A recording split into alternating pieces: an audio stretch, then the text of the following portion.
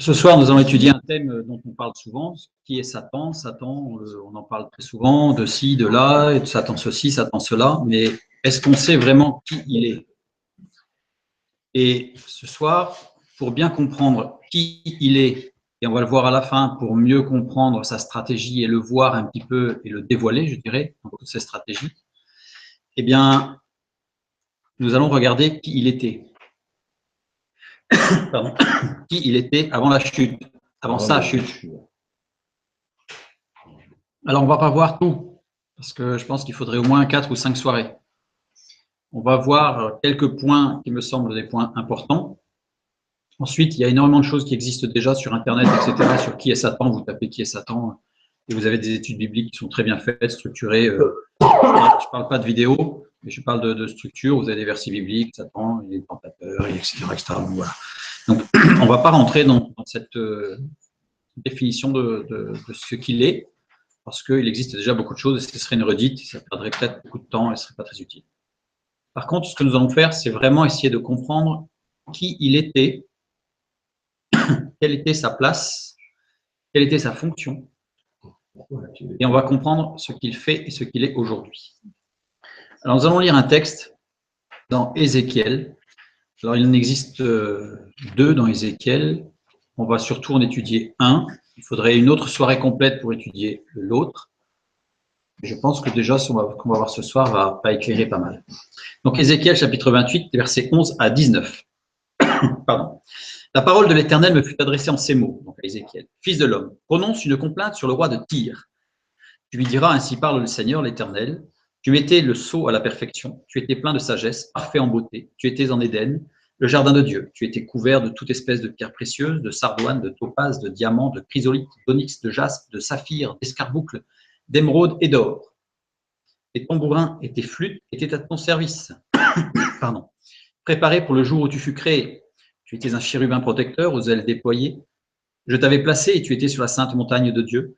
Tu marchais au milieu des pierres étincelantes. Tu as été intègre dans tes voies depuis le jour où tu fus créé jusqu'à celui où l'iniquité a été trouvée chez toi. Par la grandeur de ton commerce, tu as été rempli de violence, tu as péché. Je te précipite de la montagne de Dieu et je te fais disparaître, chérubin protecteur, du milieu des pierres étincelantes. Ton cœur s'est élevé à cause de ta beauté. Par ton éclat, je te jette par terre, je te livre en spectacle au roi. Par la multitude de tes iniquités, par l'injustice de ton commerce, tu as profané tes sanctuaires. Je fais sortir du milieu de toi un feu qui te dévore. Je te réduis en cendres sur la terre aux yeux de tous ceux qui te regardent. Tous ceux qui te connaissent parmi les peuples sont dans la stupeur à cause de toi. Tu es réduit au néant. Tu ne seras plus à jamais. Donc ça, c'est un texte assez énigmatique sur plusieurs aspects. Donc, on ne va pas tous les voir, mais on va voir quelques-uns. On va commencer par le début du verset 12. Fils de l'homme prononce une complainte sur le roi de Tyr. Parce que on va parler de Satan et je prends un texte qui est une complainte sur le roi de Tyr. Alors, qui est ce roi de Tyr? C'est la première question à se poser. Le mot Tyr ici, qui littéralement se lit Tsor, donc on dit Tyr, mais on devrait dire Tsor, il veut dire le rocher. Donc, le roi, le rocher. Littéralement, Tyr, c'est le rocher. Ce mot a 5 occurrences, c'est-à-dire 5 emplois, écrits tel quel. Parce qu'il y a d'autres mots rochers qui sont écrits, mais on va voir, ils ne sont pas écrits de la même façon. Donc, cette écriture-là, on ne la retrouve que 5 fois dans la parole de Dieu. Pardon. Dans 1 Roi 5, 1, Hiram, roi de Tyr, envoya ses serviteurs vers Salomon, car il apprit qu'on l'avait oint pour roi à la place de son père, et il avait toujours aimé David. Pardon. Oh, difficile. Donc ici, nous avons Tyr, alors qu'il s'écrit bien avec les 3 lettres, Tsadé Vav Reish, avec un petit diacritique sous le Tsadé, qui est un Maïpak. Maïpak qui indique une action de l'est vers l'ouest. Donc quelque chose qui va de l'est vers l'ouest. Donc le roi de Tyr est allé de l'ouest vers l'est. En tout cas, ça désigne quelque chose qui va de l'ouest vers l'est. Maïpak signifie chauffard renversé, littéralement. Chauffard renversé. Donc si je renverse le mot chauffard, on l'a déjà vu quand on a étudié Jonas, donc chauffard renversé, je renverse le mot chauffard.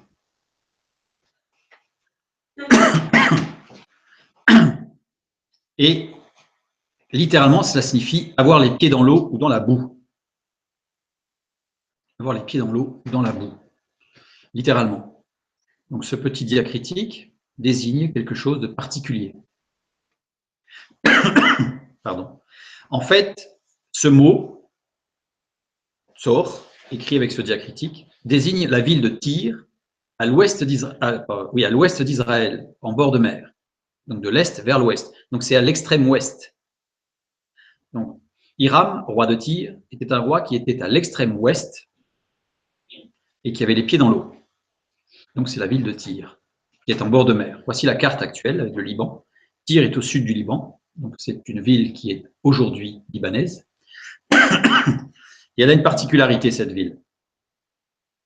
Voilà, je fais un zoom avec un plan de la ville. Ici, nous avons la vieille ville de Tyr, qu'on appelle la Palais Tyr en latin. Donc c'est la vieille ville de Tyr. Nabuchodonosor II assiégea la ville de Tyr durant 13 ans. Il a mis 13 ans. Pendant 13 ans, il a assiégé la ville, de moins 585 à moins 572. Alors Nabuchodonosor II, c'est le personnage, le roi que la Bible appelle Nebuchadnezzar, qui assiégea aussi Jérusalem dans 2 Rois chapitre 24, et qui prit tous les trésors du temple et qui les ramènera à Babylone. Beaucoup de ceux qui sont dans la vieille ville de Tyr se sont réfugiés sur la partie insulaire de la ville, c'est-à-dire le rocher qui se trouve ici. Je fais une petite parenthèse parce que c'est extraordinaire, cette petite parenthèse. Et donc, conformément à un texte d'Ézéchiel chapitre 26, 2 chapitres avant ce que nous lisons ce soir, on enlèvera tes richesses, on pillera tes marchandises, on abattra tes murs, on renversera tes maisons de plaisance, et l'on jettera au milieu des eaux tes pierres, ton bois et ta poussière. Je ferai cesser le bruit de tes chants, et l'on n'entendra plus le son de tes harpes. Je ferai de toi un rocher nu. Tu seras un lieu où l'on étendra les filets. Tu ne seras plus rebâti, car moi, l'Éternel, j'ai parlé, dit le Seigneur l'Éternel. Ici, on enlèvera tes richesses, on pillera tes marchandises, on abattra tes murs, on renversera tes maisons de plaisance. Le début de cette prophétie sur Tyr s'est accompli sous Nabuchodonosor II, puisque la ville a été complètement rasée.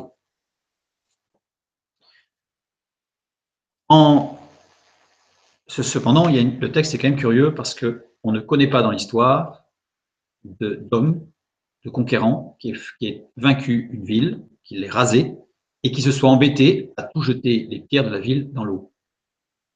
C'est-à-dire que la ville a été rasée, d'accord, mais cette prophétie semble très curieuse. On jettera au milieu des eaux tes pierres, ton bois et ta poussière. En 539, donc en moins 539, Cyrus II prend Babylone et donne à Tyr le rang de seconde ville, appelée Byblos, de l'Empire phénicien. Donc la ville insulaire, la partie de l'île, pas l'ancienne ville. Pardon. Donc cette ville a pris beaucoup d'importance et elle est devenue une ville très importante. Ce qui paraît curieux parce que par rapport à la prophétie, on nous dit tu ne seras plus jamais rebâti, tout ce qui ne va pas. D'ailleurs, ce texte est utilisé par certains pour dire que la Bible dit des bêtises. On va voir que non, évidemment. En moins 539. Voilà une représentation de ce qu'était la ville de Tyr sur l'île. Donc une ville forte, totalement imprenable, parce que pour l'attaquer, il fallait l'attaquer que par la mer, avec des rochers, avec des côtes déchiquetées, avec des murailles tout autour, bref. C'était une ville totalement imprenable, qui était sûre d'elle, parce qu'elle était imprenable. Pardon. Cyrus II, qui décrétera la reconstruction de Jérusalem et du Temple, Esdras 1. Donc on voit que l'histoire, je dirais l'histoire profane, est très liée à l'histoire de la Bible. On retrouve tous ces personnages, évidemment. C'était pour resituer. En 332, Alexandre le Grand, assiège l'île durant 7 mois. Et comme cette île est totalement imprenable, les habitants de Tyr, de l'île de Tyr, se moquent de lui, en lui disant « Cours toujours, Nabuchodonosor, il a mis 13 ans pour avoir la vieille ville, mais alors celle-là, tu passeras ta vie. » Et qu'est-ce qu'il fait? Eh bien, il construit une digue de 700 mètres de long, sur 70 mètres de large, en jetant à la mer les pierres et le bois des ruines de la vieille ville, conformément à la prophétie biblique. C'est un travail colossal. Personne n'y croit. Il y a des textes de l'époque qui montrent que tout le monde rit d'Alexandre le Grand en disant « c'est tellement profond entre les deux qu'avant de combler le trou, tu peux toujours courir ». eh bien, il va combler le trou. Alors, les Tyriens vont envoyer des bateaux pour essayer de… Ça va être très compliqué, hein. Ça ne va pas se faire tout simplement. Mais Alexandre le Grand va ramener tous les débris de l'ancienne ville pour construire une digue de 700 à 800 mètres de long sur 70 mètres de large. Imaginez la masse de pierres qu'il a fallu assembler, exactement comme l'a dit la parole de Dieu. Alors, pardon. Voilà. Si je prends une photo maintenant, vous allez sur Google Maps, c'est ce que j'ai fait, et je cible Tyr. Voilà la ville de Tyr. Alors, ça dérange beaucoup de monde, cette photo. Et très souvent, quand vous avez des textes bibliques qui vous parlent de la prophétie et vous disent « elle s'est accomplie », ils ne vous montreront jamais cette photo, parce que cette photo dérange. Pourquoi? Parce que regardez la fin de la prophétie. « Je ferai de toi un rocher nu, tu seras un lieu où on étendra les filets, tu ne seras plus rebâti. » Or là, la ville a été rebâtie. Donc là, il y a un grand débat, puisqu'il y a plein de gens qui disent « regardez, la Bible, c'est un coup de chance parce qu'en fait, elle ne s'est pas réalisée, cette prophétie, puisque tu ne seras plus rebâti. » Donc, ça veut dire qu'elle a été détruite et elle ne devait pas être rebâtie. Or là, elle est rebâtie. Et là, les chrétiens, ils ne s'expriment pas trop. Là, on essaye d'éviter le sujet. Donc, on va regarder, tout simple, c'est tout bête. Tu ne seras plus rebâti, littéralement, alors je ne l'ai pas étudié parce que ce n'est pas le sujet de ce soir, mais littéralement, tu ne seras plus une ville permanente. Ça veut dire qu'en fait, tu ne seras plus une ville permanente, sous-entendu dans le texte en hébreu. Tu seras reconstruit, mais par moment, et puis d'autres moments tu seras détruit, puis d'autres moments tu seras construit. C'est-à-dire que ton orgueil d'invincibilité, tu te la mettras sous les pieds, puisque tu vas être une ville qui va être comme les autres villes, et tu vas subir, comme les autres villes, les aléas, les conquêtes successives. Donc, c'est jamais écrit là, littéralement, que la ville ne sera pas rebâtie, mais que la ville ne sera pas bâtie en permanence. C'est-à-dire qu'elle ne sera plus une ville de référence en disant indestructible, regardez, c'est extraordinaire. Pardon. Voilà. Donc, littéralement, tu ne seras plus la mère d'un peuple aussi. On peut le traduire de deux façons. C'est-à-dire que tu ne seras plus une ville permanente et tu ne seras plus la mère d'un peuple. On peut le traduire de deux manières. Donc, dans les deux cas, ça s'est avéré juste, puisque cette ville-là n'a plus été, comme elle l'a été à un moment donné, l'une des plus grandes villes et la source d'une civilisation extrêmement puissante. Plus jamais. C'est devenu une ville banale, même assez petite, pendant très très longtemps. Et encore aujourd'hui, elle n'est pas très grande. Et par contre, elle n'a pas été non plus permanente.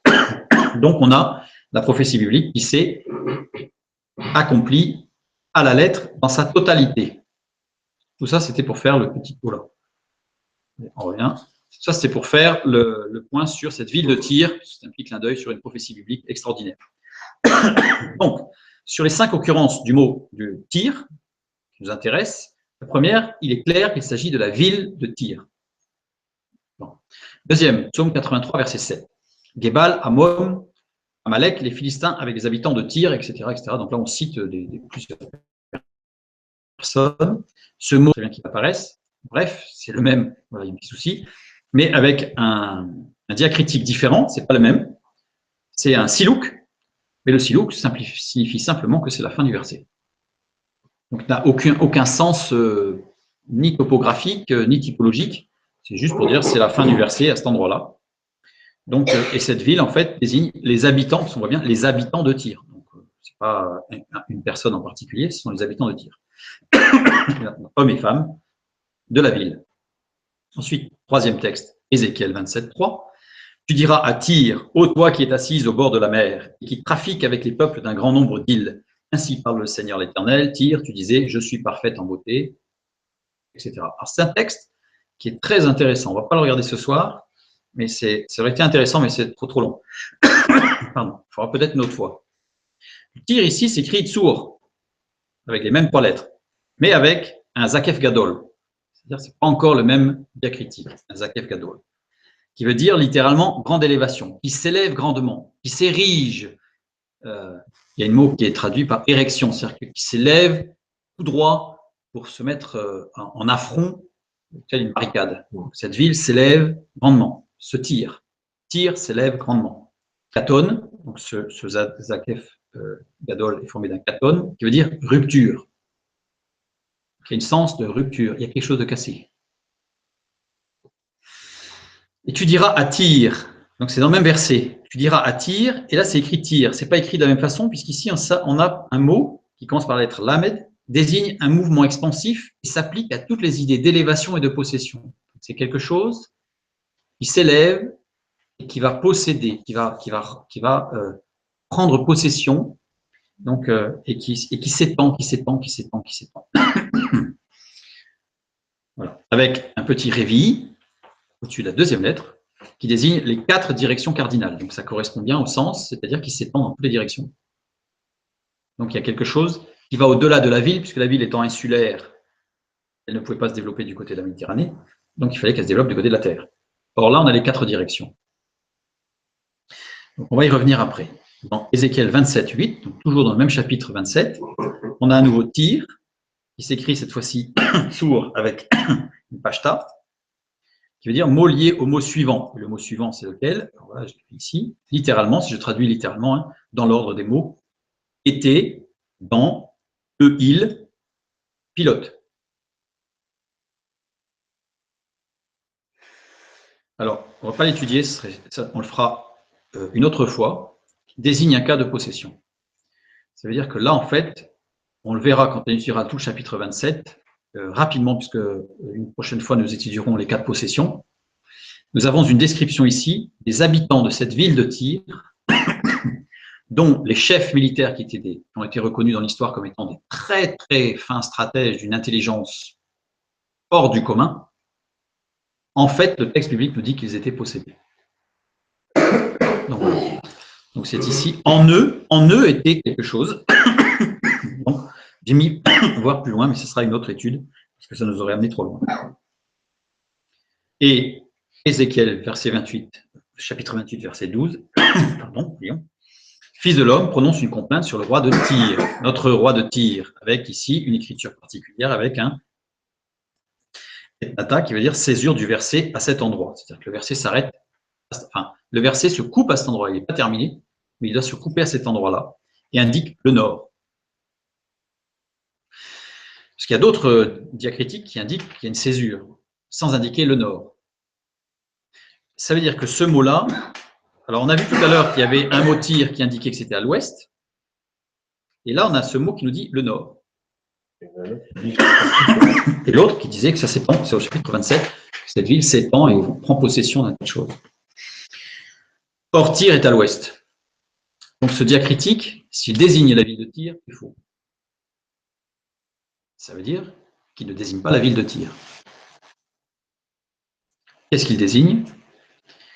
Tous ces versets, on va le voir juste après, tous ces versets du chapitre 27 et du chapitre 28 concernant Tyr indiquent une double lecture. C'est-à-dire qu'en fait, nous avons un texte, surtout au chapitre 27, avec 2 textes entrelacés comme l'ADN qui a 2 hélices qui s'entrelacent, comme le chapitre 32 de la Genèse, comme nous l'avons étudié, nous avons vu qu'il y avait 2 récits en fait qui s'entrelacent. Un récit sur Jacob qui rencontre son frère Ésaü, ce qui s'est réellement passé, pardon, et entremêlé, il y a une prophétie sur la Seconde Guerre mondiale avec celui qui sera comme Ésaü. Donc ici, nous avons un texte, le chapitre 27, que nous étudierons une autre fois, qui montre une double lecture, c'est-à-dire qu'il y a une partie qui concerne bien la ville de Tyr et une partie qui concerne le roi de Tyr du Nord. Avec une sorte d'analogie permanente entre les deux. On a vu que sur notre verset, indique le Nord. Alors, le roi de la Tyr du Nord, si je devais traduire avec le diacritique, ce serait le roi de la Tyr du Nord. Encore, au nord, il n'y a pas de Tyr. Il n'y en a qu'une au Liban et à l'ouest. Ça renvoie, parce que c'est une prophétie qui renvoie vers une autre prophétie, dans Daniel chapitre 11, verset 40. Le roi du Midi se heurtera contre lui. Lui, c'est le roi du Nord. Et le roi du Septentrion fondera sur lui comme une tempête avec des chars et des cavaliers et avec de nombreux navires. Il s'avancera dans les terres, se répandra comme un torrent et débordera. Ceci fait allusion à l'Apocalypse, aussi avec cette 3e guerre mondiale dont il est parlé, que nous étudierons une autre fois aussi. La prophétie parle ensuite des actions du roi du Nord et indique qu'il viendra à sa fin. Il y a toute une description des actions de ce roi du Nord qui fondera sur le roi du Sud, sur le roi du Septentrion, et il va y avoir une bataille féroce, et le roi du Septentrion va écraser littéralement le roi du Nord qui va disparaître, qui va être réduit à sa fin. Auparavant, il est décrit en train de persécuter les serviteurs de Dieu, les perspicaces, jusqu'au temps de la fin, c'est-à-dire jusqu'au temps de sa fin à lui. Daniel 11, 33 à 50, à 35. Donc on voit bien que ce roi du Nord va attaquer le roi du Sud, persécuter les serviteurs de Dieu. Donc c'est toute une prophétie sur l'Antichrist avec son prophète, et donc sur la fin des temps. Ailleurs, il nous est dit qu'au temps de la fin, un roi au visage farouche se lèverait et se soulèverait contre les princes des princes, contre le prince des princes, pour être finalement brisé et détruit. Daniel chapitre 8. Donc ce roi du Nord, en fait, c'est Satan, qui va investir la vie et le corps de l'Antichrist, ça on en parlera une autre fois, et qui va donc œuvrer au travers de l'Antichrist sur la fin des temps pour attaquer les serviteurs de Dieu et attaquer le prince des princes, le roi des rois, qui est Jésus-Christ à son retour. Alors, le Daniel chapitre 8, des versets 8 à 25, montre que le roi du Sud et le roi du Nord ont de tout en étant très différents. C'est le combat entre le bélier et le bouc. Ce n'est pas un guépard et un oiseau, c'est un bélier et un bouc. Donc, on a des animaux de même espèce. Ils sont tous les deux de même nature, puisque Satan et Jésus-Christ sont des êtres spirituels. Donc, c'est pour ça que ce combat fait intervenir deux êtres de même nature. Le roi du Sud, c'est le Fils de Dieu, le prince des princes, le roi du Midi. Et le roi du Nord, c'est Satan, qui va jusqu'à sa fin, le roi du Nord, voilà, pour être finalement brisé et détruit. Donc ça, c'est un lien, alors je l'ai survolé rapidement parce qu'il aurait fallu toute la soirée pour reprendre tous les textes, mais vous pouvez le faire, parce que je vous ai mis les références, pour bien montrer que le roi du Nord, c'est Satan, le roi du Sud. Alors, pardon. Du coup, dans notre texte, je reviens sur Ézéchiel 28, 12, Fils de l'homme prononce une complainte sur le roi du Nord, le roi de la Tyr du Nord, le rocher du Nord. Pourquoi prendre Tsour ou Tyr, ce qu'on appelle parangon, c'est-à-dire comme titre de comparaison, mais c'est un peu plus qu'une comparaison, ça va aller dans les détails. Pourquoi prendre ce mot et pas un autre? Satan a toujours singé le Fils de Dieu, qui est le rocher des siècles, Tsour, sans le Vav au milieu. Vav qui représente l'homme d'ailleurs. D'accord? Donc là, il y a tout un jeu de construction avec justement l'homme qui est prisonnier de l'esprit du monde. Et là, Christ est le rocher des siècles. Quand il est dit à Moïse, je te mets dans le creux du rocher, c'est Tsour. C'est vraiment, je te mets, quand je fais passer ma gloire, il dit devant Moïse, il dit, je te mets dans le creux du rocher. Ce mot rocher, c'est Tsour, c'est-à-dire que c'est le Fils de Dieu déjà. Donc, Satan ayant toujours singé Dieu, le Fils de Dieu, eh bien, il va singer jusque dans le titre, puisque là, il s'appelle Tsour, et lui, il s'appelle Tsour avec un Vav. Tsour est une racine composée. Le mot qui désigne le roi du Nord, qui désigne Satan. Pardon. Cette racine composée désignant une agrégation des éléments par liaison artificielle sous forte contrainte avec la notion de limitation à un modèle. En fait, il y a quelque chose, une sorte d'agrégation d'éléments qui sont liés artificiellement. Donc, c'est quelque chose qui a été mis là, qui a été complètement compressé pour en arriver à quelque chose d'à peu près cohérent. Ce mot désigne une fiction, une image, une création non consistante, quelque chose qui n'est pas vrai. Une sorte de mirage, une illusion. Sourd, avec le vague. Désigne aussi une oppression, une possession oppressante par un mouvement extérieur. Donc ça désigne un esprit de possession. Ça, c'est le nom qui désigne Satan. On voit un petit peu ce qui se profile derrière. Alors que la racine qui concerne le Fils de Dieu est une racine primaire. Cette fois-ci, elle n'est pas construite, elle est pure, je dirais, cette racine. Il désigne une formation, une coordination, une configuration élémentaire de l'intérieur. Donc on a quelque chose qui vient de l'intérieur et qui construit. Et une vive étreinte. Quelque chose qui est plutôt passionnel, agréable, que de l'autre côté. Donc on a Satan qui singe le Fils de Dieu dans son titre, Tsour. Mais la racine de construction de Tsour pour Satan, c'est quelque chose qui est oppressant, oppressif, qui est artificiel, qui est fictif, qui fait croire, qui est une illusion, alors que le nom de Jésus-Christ, le Fils de Dieu, est une vive étreinte qui forme, qui coordonne beaucoup de choses et qui arrive à une configuration élémentaire, donc quelque chose de parfait. C'est pas la même chose que Lucifer. Ah non, non. Lucifer, c'est autre chose. Donc on a deux mots qui se prononcent pareil, Tsur. Il y en a un qui désigne Satan, il y en a un qui désigne le Fils de Dieu. La première lettre, tout ce qui a rapport avec l'air ou avec l'esprit. Dans les deux mots, on a la première lettre. Placé au commencement des mots, il indique le mouvement qui porte vers le terme, le but. Donc, ça montre, cette lettre tzadé, dans la construction sémantique, montre que c'est quelque chose de dynamique qui va vers un but. Quel but? Les deux mots montrent que les deux personnages, Satan et le Christ, tendent à aller vers un but, à amener vers un but. Quel but? Dans l'esprit. La dernière lettre, Reish, des deux mots, désigne le principe. Signe de tout mouvement, bon ou mauvais, c'est-à-dire que c'est un mouvement. Ça montre qu'il y a quelque chose de dynamique, il se passe quelque chose. On ne peut pas être d'un côté ou de l'autre statique ou au milieu. On est d'un côté ou de l'autre et on est en mouvement vers quelque chose. L'esprit comme principe, par la vie étreinte, dont on a parlé tout à l'heure, l'esprit est le mouvement et met en mouvement, c'est le nom de Jésus-Christ, et l'esprit est le porte au but, vers le principe de toute chose. Donc on est porté vers le principe, sachant que Reish, c'est le principe, c'est Jésus-Christ, on le voit dans Genèse 1. Alors que l'autre, il a une lettre en plus, le Vav. Le Vav qui désigne l'homme sensoriel, l'homme charnel.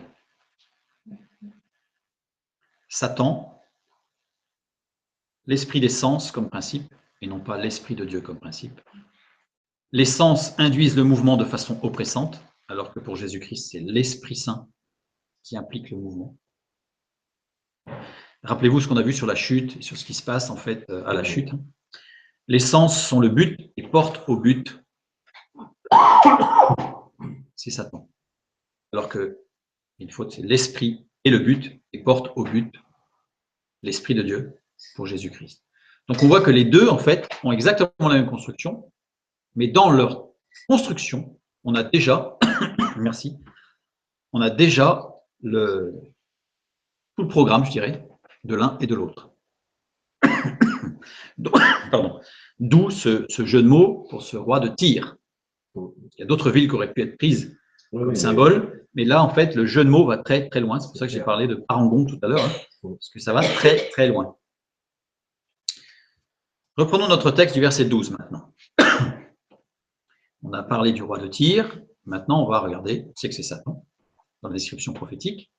Donc, on va lire de quoi il en retourne. Tu mettais le sceau à la perfection. Roftem, mettre le sceau.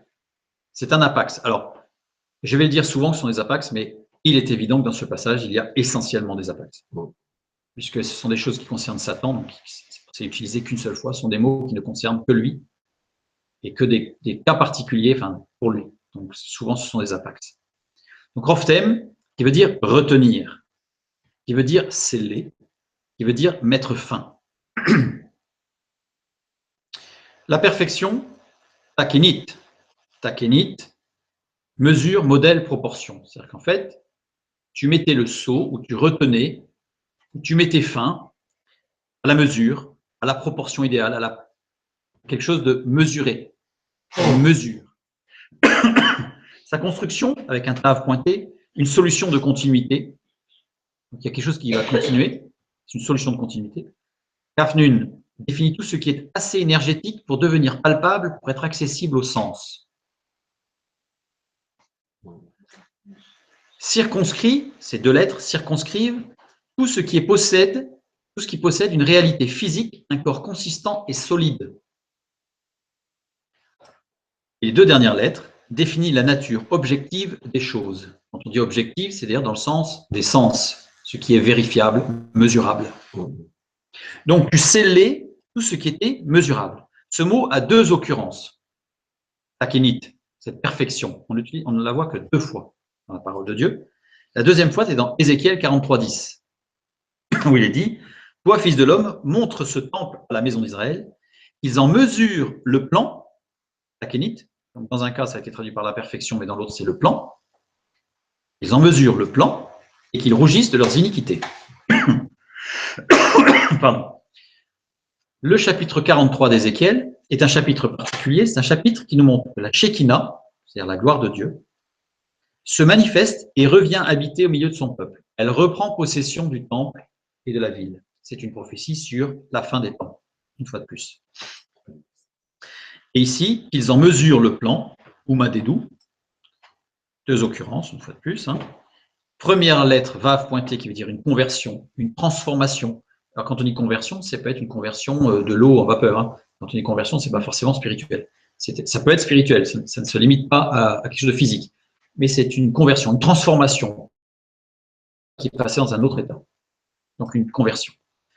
Ensuite, Meng Dalet, une référence physique et morale. Donc conversion d'une référence physique, une référence physique ou morale, désigne l'eau à la porte.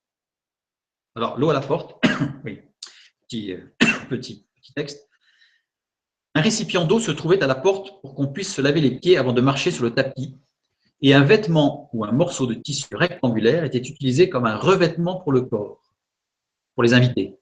En fait, ils mettaient sur eux, donc ils se lavaient les pieds avec de l'eau qui était à la porte, toujours propre l'eau, et on rentrait à l'intérieur en s'étant lavé et en s'étant revêtu d'un vêtement propre, pur. Très souvent, la longueur de ce morceau de tissu servait de référence de longueur, c'est-à-dire qu'en fait, très souvent, ce manteau que portaient les gens à l'intérieur, et tout était mesuré par rapport à ça.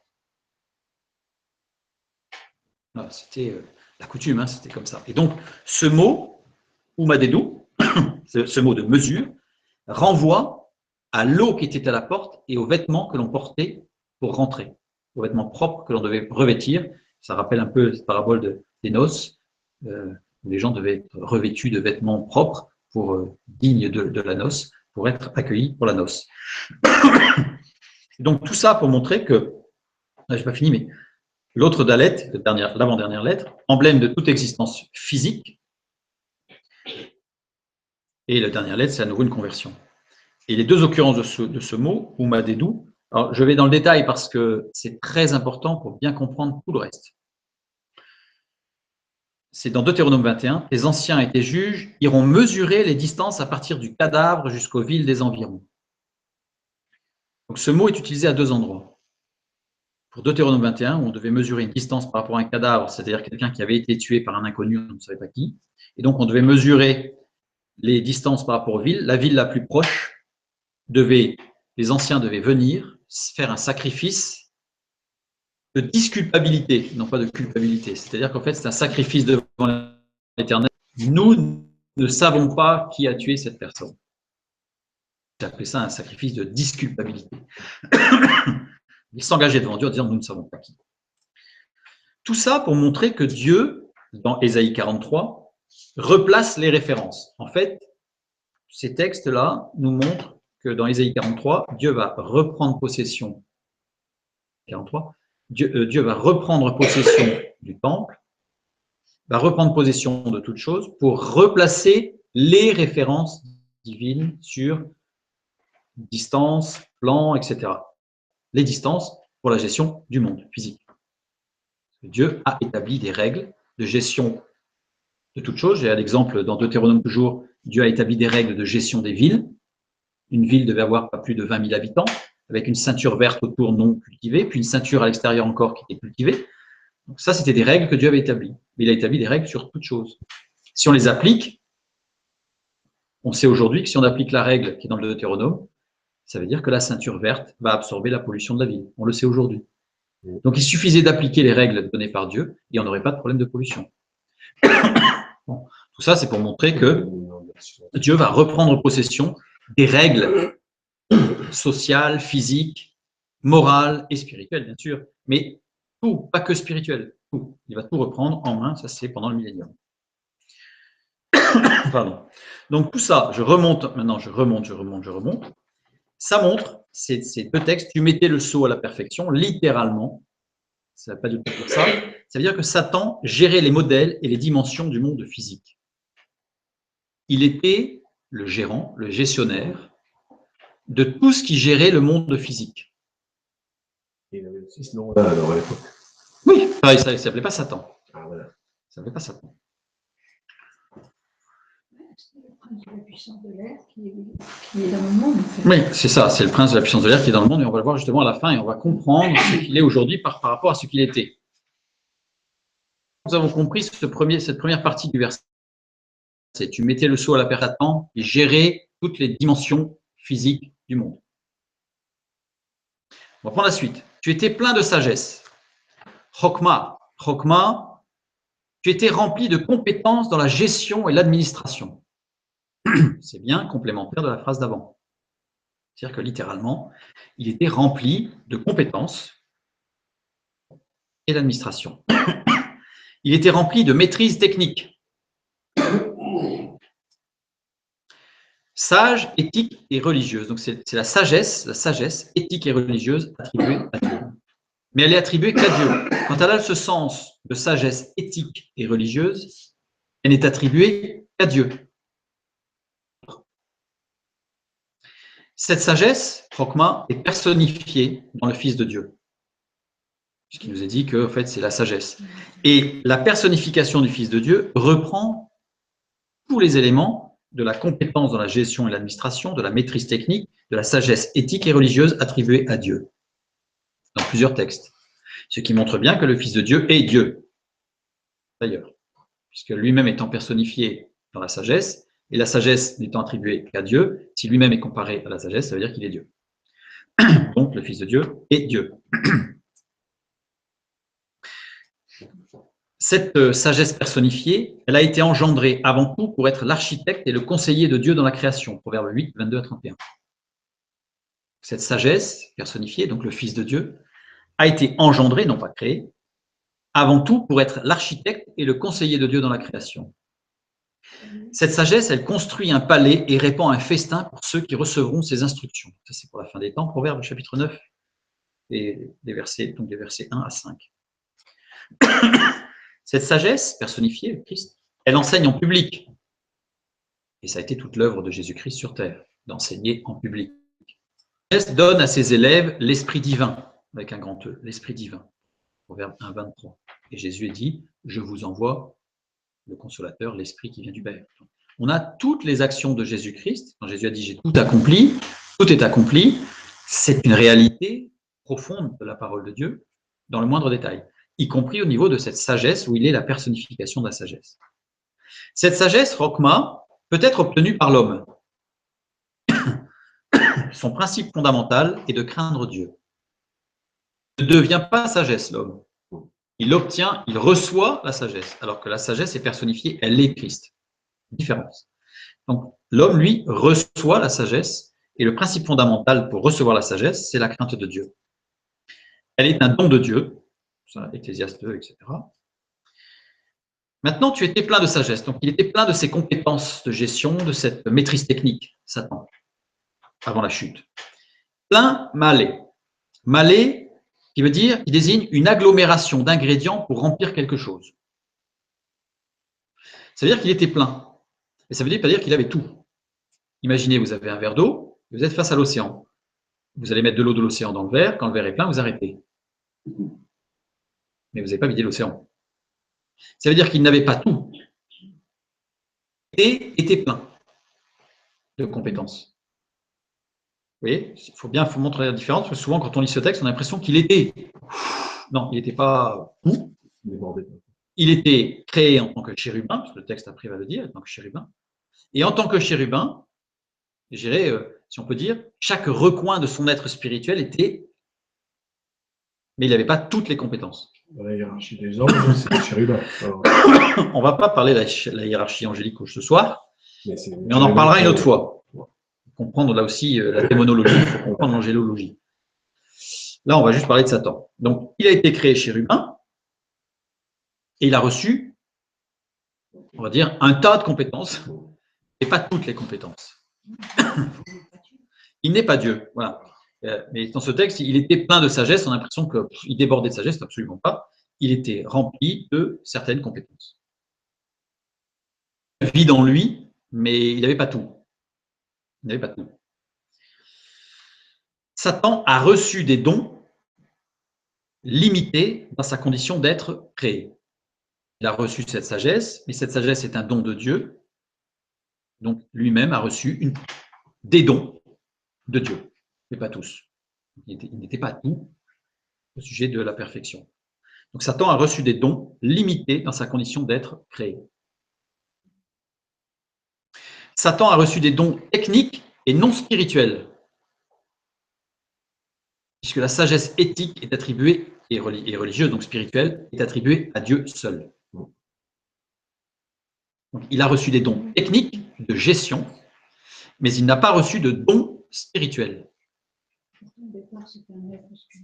Oui, mais les anges n'ont pas des dons spirituels, ils obéissent à Dieu, et ils sont des messagers de Dieu. Satan, on va le voir un peu plus loin, obéissait pleinement à Dieu, totalement à Dieu. Donc lui-même n'avait aucune propension à agir spirituellement sur quoi que ce soit. Il n'avait pas de dons spirituels.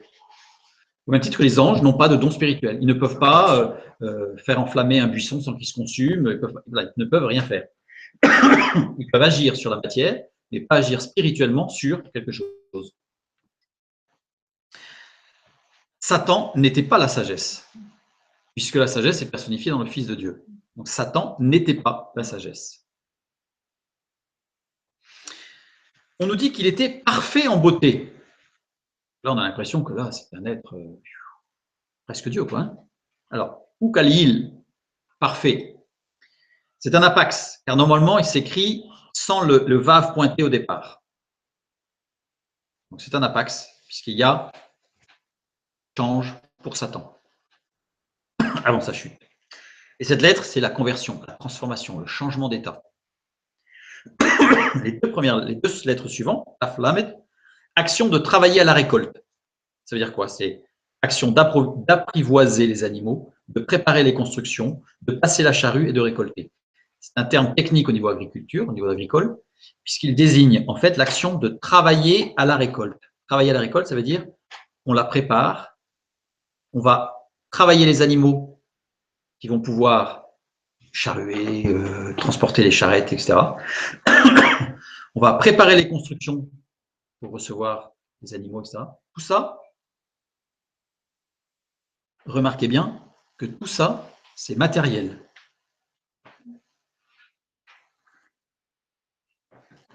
Rien n'est moral ni spirituel. Tout est matériel. Matérialisme. On va y arriver. Les deux dernières lettres, Yod, Lamed, donnent l'idée de prolongation, de continuer ce qui a été commencé.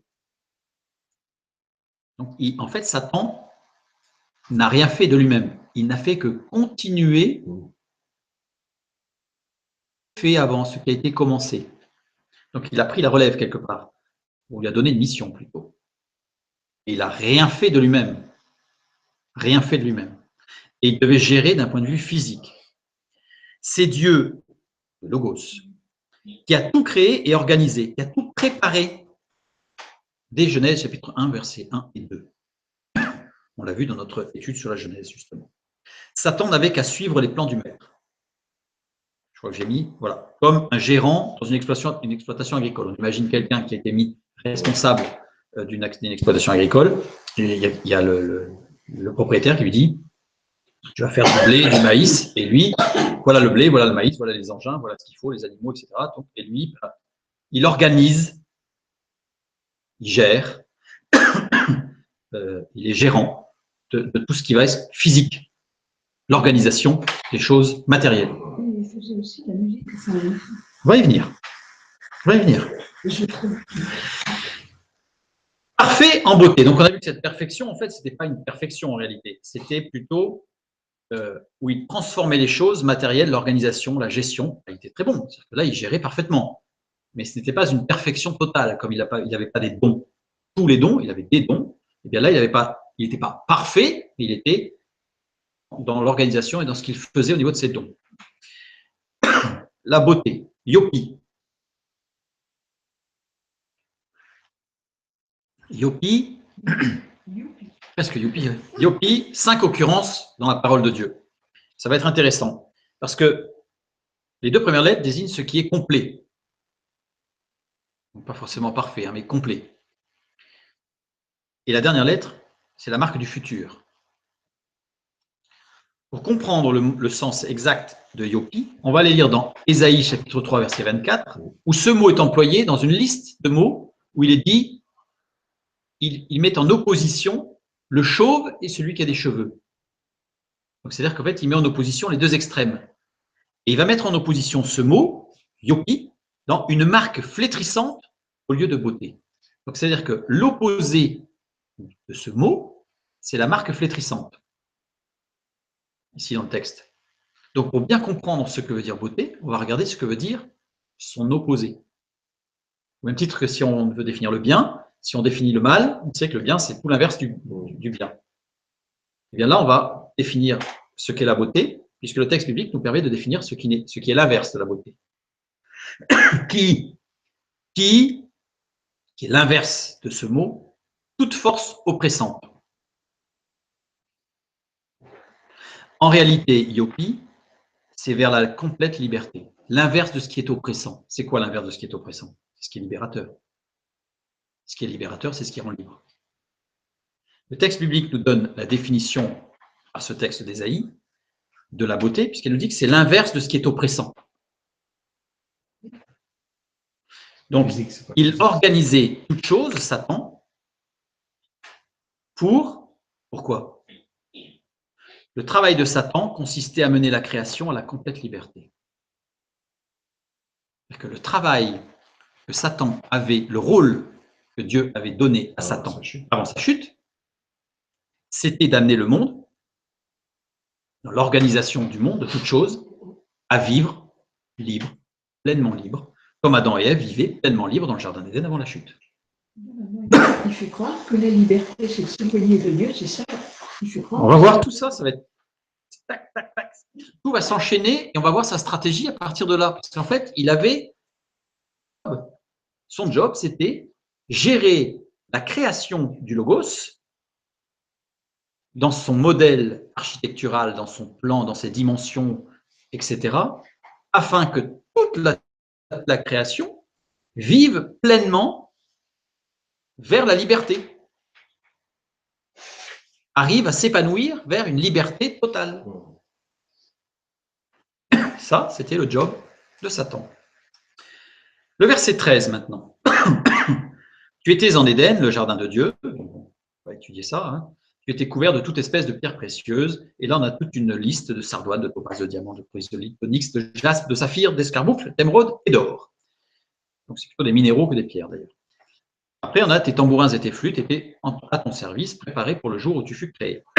Alors, tu étais couvert de toute espèce de pierres précieuses. Ça paraît surprenant, parce qu'on imagine un être couvert de pierres précieuses, c'est pas terrible. D'abord, c'est pas forcément beau, ensuite, c'est pas pratique. Et c'était un être spirituel, donc qu'est-ce qu'il faisait avec des pierres précieuses sur lui?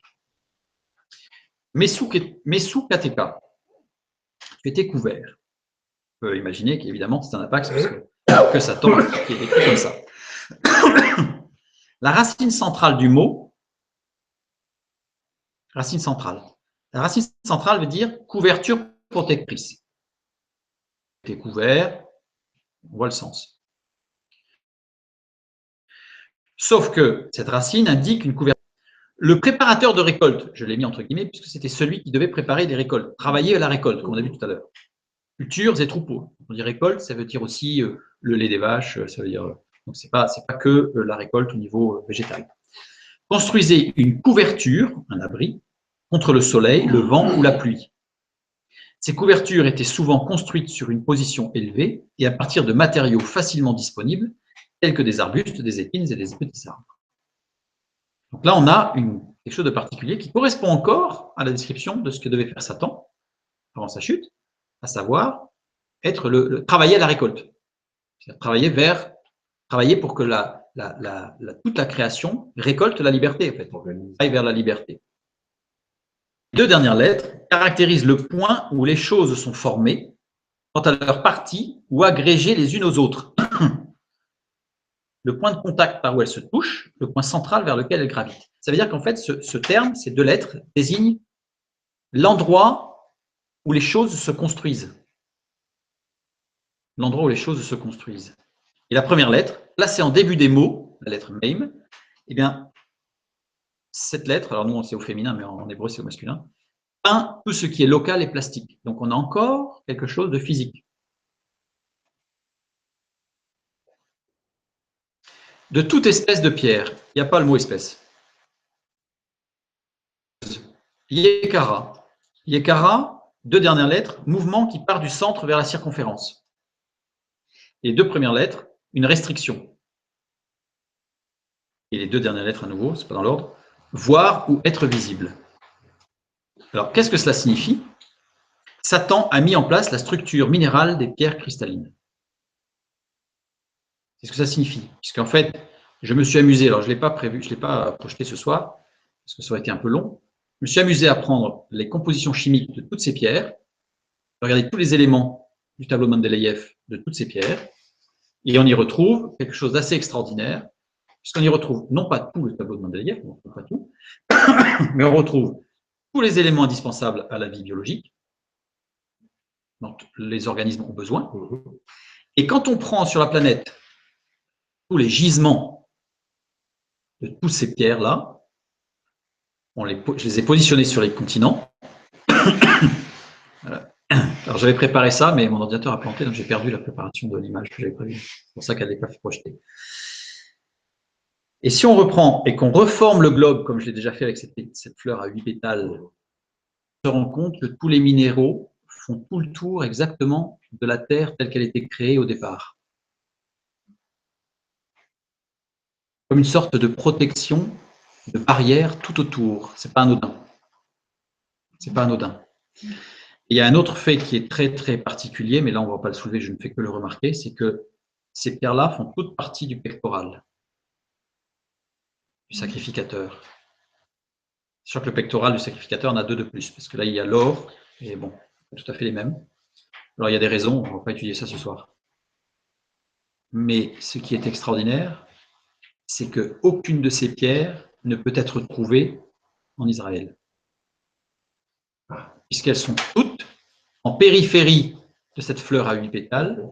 Or, Israël était au centre. Donc, comment le sacrificateur a-t-il pu avoir ces pierres? Puisqu'elles ne se trouvaient pas à moins de 5 ou 6 000 kilomètres de là.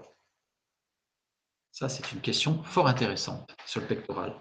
Il y a une raison. Alors, la raison aussi, c'est que si on regarde au niveau du monde, eh bien, toutes ces pierres, tous ces minéraux, on les retrouve sur tous les continents.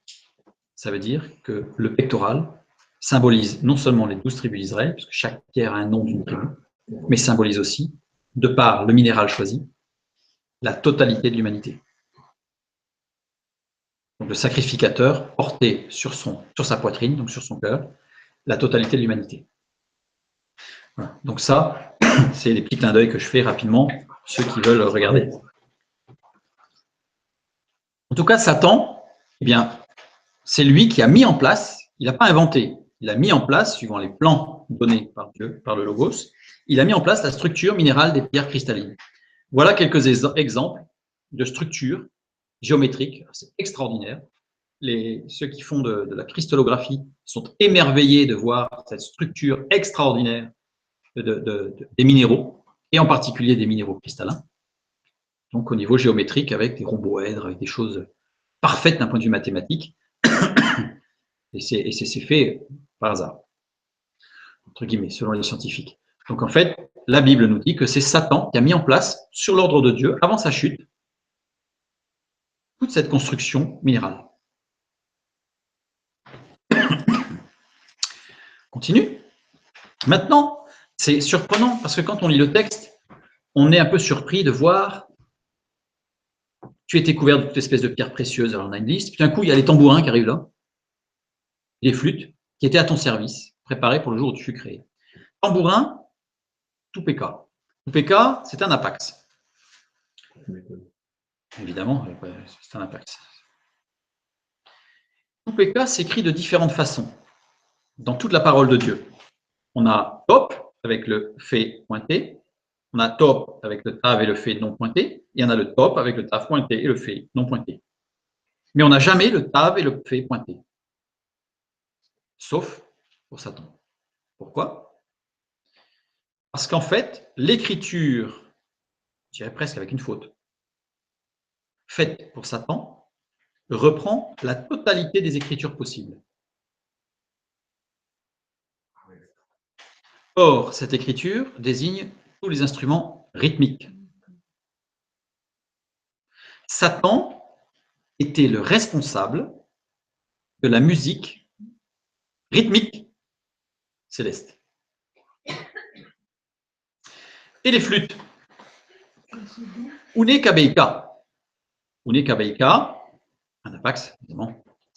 Alors, comme il y a le va pointé, je l'ai écrit avec les deux lettres pour voir la construction sémantique. Parce qu'en tant qu'apax, ça veut dire qu'il faut regarder de très près. Le premier va, c'est et. C'est ce qui est traduit par et ici, hein, le et. Ensuite, toute espèce de délicatesse corporelle amenant à se relâcher. Donc, une sorte de détente physique. Voilà, c'est la détente.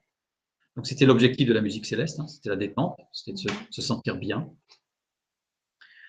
Les deux lettres suivantes désignent le son principal du système de musique, ou la tonique du mode. C'est-à-dire, en fait, c'est un terme technique au niveau musical. Et les deux dernières lettres, une restriction, que l'on retrouve aussi dans les instruments rythmiques. Les anges avaient des oreilles. Et les anges, mais c'est qu'ils entendent la musique. À ton service. C'était avant la chute. Tout ça, c'était avant la chute. Hein. À ton service. Back. Back. Si je dépointe si j'enlève le dagesh, c'est-à-dire que je mets le double bait. Bait, ça veut dire en, à l'intérieur d'eux. Et back, écoulement de l'intérieur. C'est quelque chose qui s'écoule de l'intérieur. Satan était le maître de la musique céleste sous la direction du Logos. Pourquoi sous la direction du Logos? Parce qu'il n'inventait rien, parce qu'on a les deux lettres de restriction qui montrent qu'il n'était pas libre de faire ce qu'il voulait. Il était évidemment sous la directive du Logos. Le Logos qui est la vibration, qui est le son par excellence, qui est le Fils de Dieu, mais qui est le son qui organise et qui gère tout l'univers. Dans les cieux, il y avait du rythme, on va le revoir un peu plus loin, il y avait du rythme et de la musique. Donc, ce n'était pas une musique arythmique, je dirais, il y avait du rythme. Et c'est Satan qui gérait, qui avait les compétences, puisqu'il a reçu cette compétence, et qui gérait la musique céleste au niveau rythmique et au niveau mélodique.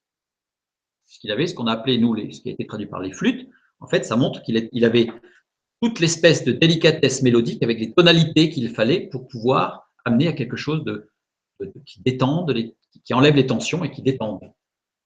Pas qui rend mou comme un caramel mou, hein, mais qui détendent. Voilà. Donc, la musique céleste était rythmique et mélodique. Je vais juste rajouter un petit quelque chose, parce que je trouve quand même que c'est succulent. Job, chapitre 38, verset 7. Alors que les étoiles du matin éclataient en chants d'allégresse et que tous les fils de Dieu poussaient des cris de joie. C'est Job qui parle de cette musique céleste. Littéralement, je la remets dans l'ordre. Parce que, je vais l'enlever, regardez bien, alors que les étoiles du matin éclataient en chants d'allégresse, si je traduis littéralement, alors que les étoiles éclataient en chants d'allégresse quand venait le matin. Pas la même chose. Pas la même chose. C'est fondamental, même la différence. Parce que les étoiles du matin, il n'y en a que deux. Enfin, il n'y en a qu'une au départ, c'était Jésus-Christ. Et ensuite, Satan, après sa chute, a pris le titre de l'étoile du matin, avec une modification, puisqu'on avait l'étoile de Sirius, qui était une étoile double, qui représentait l'étoile du matin avant le déluge, qui concernait le Fils de Dieu. Et après le déluge, on a une étoile du matin qui s'appelle Vénus, et qui n'est pas d'une étoile double, et qui a remplacé l'étoile du matin, et qui se fait appeler l'étoile du matin. Donc, c'est tout un jeu d'usurpation encore de Satan. Donc ici, Job 38,7, si on le remet dans l'ordre, alors que les étoiles éclataient en chants d'allégresse, en venait le matin. Alors, éclater en chants d'allégresse, c'est Hanan. Hanan qui veut dire louer, mais qui veut dire aussi triompher et vaincre. On a déjà vu sur la louange que le combat se gagne dans la louange. Donc là, il y avait des louanges. Pardon, il y avait des louanges au ciel. Et il y a un mot qui n'est pas traduit, yarad. Il est très important ce mot. Parce que yarad, ça veut dire en parfaite harmonie. Il n'y avait pas de disharmonie. Donc la musique contemporaine n'existait pas au ciel. Voilà, la musique contemporaine ou sérielle, ou atonique, enfin bref, je passe sur tout ce qui existe actuellement. n'existait pas au ciel et n'existera pas au ciel. C'est quelque chose qui est harmonique. Alors, en parfaite harmonie, non seulement dans la mélodie, dans le rythme, mais aussi entre tous les éléments chantants. C'est-à-dire que il n'y a pas, tous ne formaient qu'un seul chœur, vous voyez. Tout était en harmonie, y compris au niveau des chanteurs, je dirais, enfin, de ceux qui émettent ce chant, qui émettent ces louanges. Il n'y avait pas de disharmonie dans la louange. Il poussait des cris de joie, rouva. Rouva, il veut dire louer avec les rythmes. Et en particulier, nous, quand c'est attribué à des hommes, c'est en frappant dans les mains. Donc ça montre bien qu'il y a du rythme et de la mélodie, puisqu'il s'agit bien des chants célestes. Donc, nous avons du rythme et de la mélodie, et Satan, avant sa chute, était le gestionnaire, le responsable de la musique rythmique et mélodique dans le ciel. Alors, un autre détail que je trouve encore succulent, c'est l'évolution de la racine ici, Kof Beit, qui désigne le son principal du système de musique, la tonique du mode. C'est quelque chose qui définit la tonalité, donc la mélodie. Je l'ai mis en gris parce que dans l'évolution des langues sémitiques, cette racine a pris le sens de se languir, se corrompre dans les plaisirs corporels, de se tortiller dans tous les sens. Ici. C'est-à-dire que le mot Une Kabeika, si je le prends dans le sens originel, c'est une musique parfaite, harmonieuse, avec une tonique particulière, avec une tonalité, etc. Et dans l'évolution sémantique de cette racine qui donne cette mélodie parfaite, eh bien aujourd'hui, dans les langues sémitiques, cette racine signifie se trémousser. On n'arrive plus à cette harmonie de détente, on arrive à quelque chose qui permet de l'essence. Voilà, je l'ai mis parce que l'évolution sémantique, je l'ai trouvé très intéressante. Par exemple, en arabe, l'arabe étant dans les mêmes racines sémitiques que l'hébreu, en arabe, cette racine-là signifie se languir et être très sensuel et très dans les sens. En fait. Alors que dans le sens de la racine hébraïque biblique, ça veut dire une tonalité parfaite pour arriver à une mélodie parfaite, remplie d'harmonie. Donc on voit l'évolution de la musique. Continuons. Donc on a vu que Satan était le maître de la musique à l'époque. Furent préparés. Alors, ici, préparés pour le jour où tu fus créé, la fin du verset 13, je remets les mots dans l'ordre. Je remets les mots dans l'ordre. Pour le jour où tu fus créé, non. Pour le jour où tu fus créé, furent préparés. C'est pas français, mais pour bien comprendre, j'ai remis les mots dans l'ordre. Maintenant, on va regarder le sens des mots. Furent préparés, kovn, créer, établir, fixer. Conjugué au mode parfait, c'est-à-dire exprime une action accomplie, terminée, instantanée, unique dans le passé, c'est fait, ça a été fait une fois, point. C'est tout. Bon, les choses ont été créées. Genèse 1 nous montre que les choses ont été créées une fois, point. Pour le jour. Beovm. Le beit pointé désigne une ouverture, l'entrée, l'ouverture, l'entrée, le commencement de quelque chose, le début, on rentre dans quelque chose. Yom, c'est le jour. Où tu fus créé, Ibaraka. Ibaraka, on a le verbe bacha au milieu, verbe afférent à création de Genèse chapitre 1.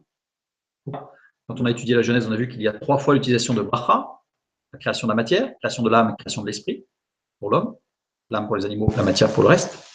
Enfin, tout le monde il y a la matière pour le reste pour les animaux et pour l'homme, il y a l'âme pour les animaux et pour l'homme, et l'esprit pour l'homme. Mais à chaque principe de la création nouveau, on a bacha, là on l'a, donc ça parle de la création de Genèse 1. La lettre E, qui est avant employée comme signe grammatical, il exprime la vie et l'idée abstraite de l'être, donc la vie, et non pas que l'existence physique, la vie. Et la dernière lettre, kaf, final, article assimilatif et concomitant. Ça veut dire quoi? C'est-à-dire que Satan fut créé comme le reste. Satan n'est pas éternel, il a été créé. En même temps que l'ouverture du premier jour. Concomitant à l'ouverture du premier jour. Donc, concomitant à la création du premier jour. Il n'a pas été créé avant, contrairement au Fils de Dieu qui a été engendré avant. Mais donc le texte biblique nous le montre clairement, que Satan a été créé à l'ouverture du premier jour, donc dès le premier instant d'existence de l'univers, du monde, Satan a été créé. Donc, il n'a pas été créé, comme certains le disent, en Genèse chapitre 2. Certains disent qu'au départ, la création était parfaite et Satan n'existait pas, et Satan a été créé après, c'est pour ça que la chute est intervenue après. Alors, d'autres disent que Satan a été créé avant la création, et c'est pour ça qu'il y avait le tohu-bohu. Enfin, bon, les gens, la parole de Dieu nous dit que c'est à l'instant d'ouverture du premier jour que Satan a été créé. Et que tout ce que Satan devait faire avait été préparé à ce moment-là aussi. C'est-à-dire qu'en fait, tout était prêt. Il n'y a pas eu d'invention, et Satan n'a pas participé au conciliabule divin, tel qu'on l'entend dans la parole de Dieu, où Dieu justement interrogea la sagesse qui est le Fils de Dieu dans la création pour l'établissement de toutes choses. Il n'a pas été interrogé, lui. Il a juste eu à appliquer, enfin, c'est pas péjoratif, hein, mais il a juste eu à être serviteur de Dieu. L'ouverture du premier jour, c'est Genèse chapitre 1, versets 1 et 2, quand il dit « Au commencement, Dieu créa les cieux et la terre était informe et vide, il y avait des ténèbres à la surface de l'abîme, et l'Esprit de Dieu se mouvait au-dessus des eaux. » Nous l'avons déjà étudié, et nous avons bien vu qu'il ne s'agissait pas là de la création, mais de la préparation architecturale de tout l'univers, des plans, je dirais, d'un architecte.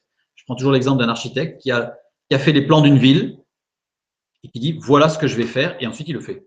Donc ça, Dieu nous présente dans les 2 premiers versets de la Genèse, il dit « J'ai tout préparé, voilà ». Et au verset 3, la lumière soit, la lumière fut, c'est le commencement, ça démarre. Avant, c'était le plan. Et Satan a été créé à la fin du verset 2. Voilà.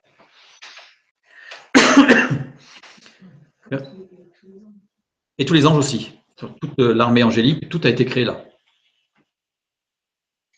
On le voit d'ailleurs dans Genèse chapitre 1, verset 1, c'est le plan. Il dit, au commencement, Dieu créa les cieux et la terre. Et dans les cieux, à Shamaim, il y a tout le principe céleste qui a été créé, qui a été établi ici, puis créé, que la lumière soit, la lumière fut, là, tout a été créé par le Logos et le monde angélique y compris. Donc le verset 14 sur Satan. Tu étais un chérubin protecteur aux ailes déployées. Je t'avais placé et tu étais sur la sainte montagne de Dieu. Tu marchais au milieu des pierres étincelantes. Tu étais un chérubin protecteur. Mimchar, un apax. Ça veut dire qu'en fait, il était particulier. Les 2 premières lettres, Meim, indiquent la solitude, le fait d'être seul. Et les 2 dernières lettres désignent tout effort propre pour suivre une direction, accomplir un devoir ou acquérir une vertu. Déployer, Rasovkek. Rasovkek, 2 premières lettres, toute action silencieuse, secrète, tout ce qui se confie, se livre ou se dit en cachette. Samek Vav, tout ce qui est refermé sur soi-même, clos. Et les 2 dernières lettres, racine onomatopée d'un cri d'angoisse. Satan fut le seul à s'appuyer sur ses propres forces pour accomplir le but de Dieu. Satan, dans le monde angélique, s'est appuyé sur ses propres compétences pour accomplir le plan de Dieu. Je reprends le verset 14. On continue. Je t'avais placé. Le T n'existe pas. J'avais placé. Et tu étais sur n'existe pas.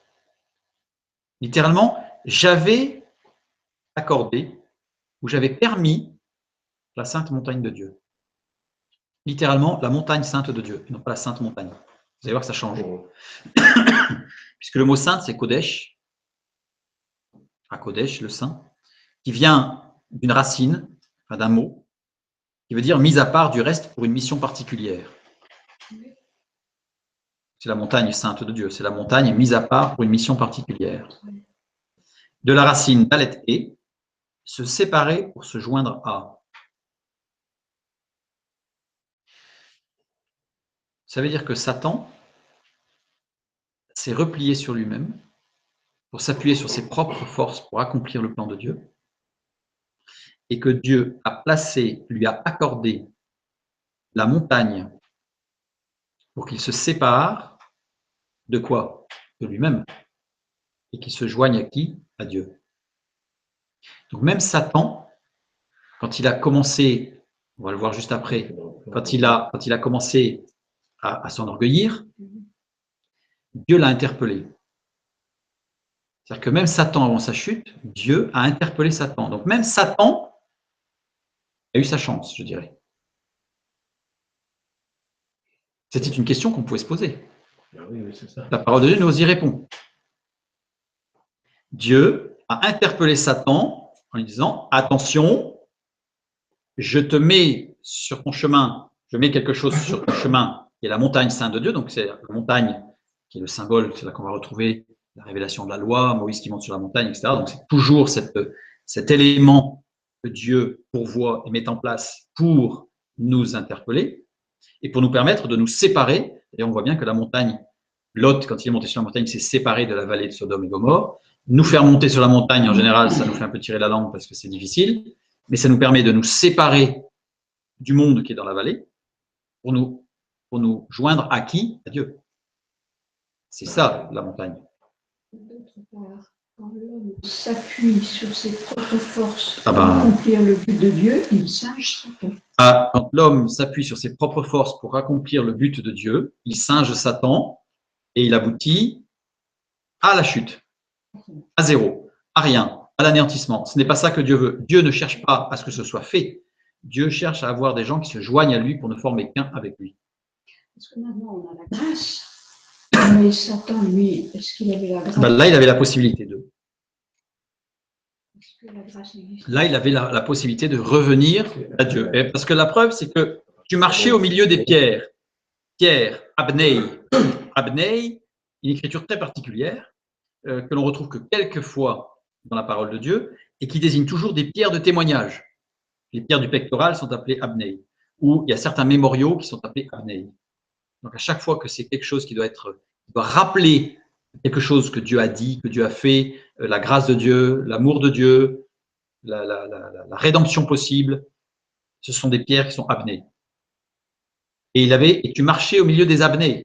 Tu marchais au milieu de choses qui te montraient que tu pouvais changer. Tu pouvais